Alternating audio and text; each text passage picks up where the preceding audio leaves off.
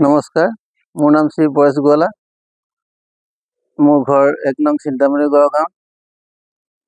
মই এজন শিক্ষক হিচাপে বাপুজী মধ্য ইংৰাজী বিদ্যালয়ত সুদীৰ্ঘ 24 বছৰ কাল শিক্ষকতা হিচাপে কাম কৰি আহিলোঁ। তৎসত্ত্বেও অসম চৰকাৰে আমাৰ চাকৰিবোৰ প্ৰাদেশিকতা নকৰিলে। তাৰ কাৰণে মই অসম চৰকাৰে যিখন আইন প্ৰস্তুত কৰিলে, সেই আইনখন পুনৰ সংশোধন কৰি যাতে আমাৰ বাদ পৰি যোৱা শিক্ষকসকলক পুনৰ নিযুক্তি দি যাতে এই শিক্ষকসকলক পুনৰ সংস্থাপনৰ ব্যৱস্থা কৰে, তাৰ কাৰণে মই মোৰ এই কৰ্মস্থলীৰ পৰা অসম চৰকাৰক বিনম্ৰ অনুৰোধ জনাইছোঁ যাতে এই বাদ পৰি যোৱা শিক্ষকসকল যে পুনৰ সংস্থাপিত হয়, তেওঁলোকৰ পৰিয়ালসকলৰো যাতে ভৱিষ্যত উজ্জ্বল হয়, তাৰ কাৰণে কামনাৰে মই অসমৰ মাননীয় মুখ্যমন্ত্ৰী হিমন্ত বিশ্ব শৰ্মা দেৱক মোৰ এই কৰ্মস্থলীৰ পৰা অনুৰোধ জনাইছোঁ। লগতে মই শিৱসাগৰ জিলাৰ বিভাগীয় কৰ্মচাৰীসকলকো সুচাৰুৰূপে কামখিনি কৰিবৰ কাৰণে মই অনুৰোধ জনাইছোঁ।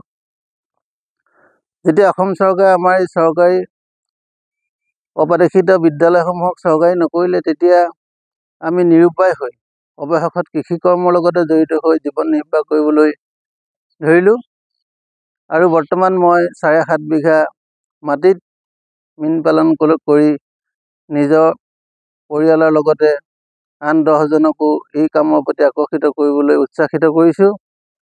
সেয়েহে মই এই কৰ্মস্থলীৰ পৰা শিৱসাগৰ জিলাৰ প্ৰশাসনক ধন্যবাদ আৰু কৃতজ্ঞতা জনাইছোঁ, যিহেতু 2025 চনৰ 26 জানুৱাৰীৰ দিনা মোক আমন্ত্ৰণ কৰি যি প্ৰগতিশীল মীন পালক হিচাপে তেওঁলোকে বঁটা আগবঢ়ালে, তাৰ কাৰণে মই তেখেতসকলক ধন্যবাদ আৰু কৃতজ্ঞতা জনাইছোঁ।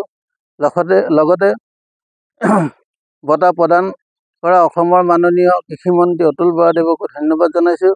লগতে শিৱসাগৰ জিলাৰ মীন উন্নয়ন বিষয়াৰ সমূহ কৰ্মচাৰী আৰু বৃন্দকো ধন্যবাদ আৰু কৃতজ্ঞতা জনাইছোঁ। লগতে অসম ৰাজ্যিক জীৱিকা অভিযান মিছনৰ বিষয়ববীয়াসকলকো ধন্যবাদ জনাইছোঁ, যিহেতু তেখেতসকলেও মীন পালন কৰিবলৈ মোক যথেষ্টখিনি উৎসাহিত কৰিছিল। লগতে আমাৰ 1 নং চিন্তামণি গাঁৱৰ সমূহ যুৱক যুৱতী তথা সমূহ ৰাইজক ধন্যবাদ আৰু কৃতজ্ঞতা জনাই মোৰ দুআষাৰ ইমানতে সামৰণি মাৰিছোঁ। নমস্কাৰ।